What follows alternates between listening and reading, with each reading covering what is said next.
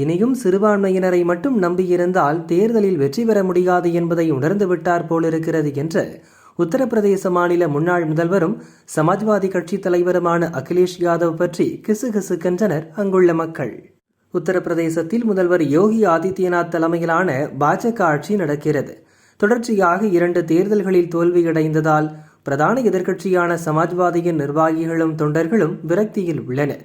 இந்த நிலையில் அடுத்த ஆண்டு இங்கு சட்டசபை தேர்தல் நடக்க உள்ளது.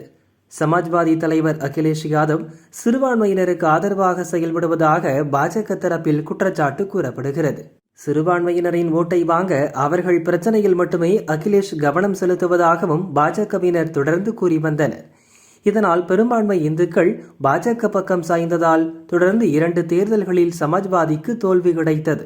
இதனால் உஷாரான அகிலேஷ் யாதவ் தன் சொந்த ஊரான உத்தரப்பிரதேசத்தின் எடவாவில் தன் வீட்டுக்கு அருகே 50 கோடி ரூபாய் செலவில் மகாதேவ் கோவிலை பிரம்மாண்டமாக கட்டி கும்பாபிஷேகமும் நடத்தி முடித்துள்ளார். இந்துக்களின் கோபத்தை தணிக்க அகிலேஷ் யாதவ் நடத்தி முடித்துள்ள கும்பாபிஷேகம் தேர்தலில் அவருக்கு கை கொடுக்குமா என்பதை பொறுத்திருந்துதான் பார்க்க வேண்டும்.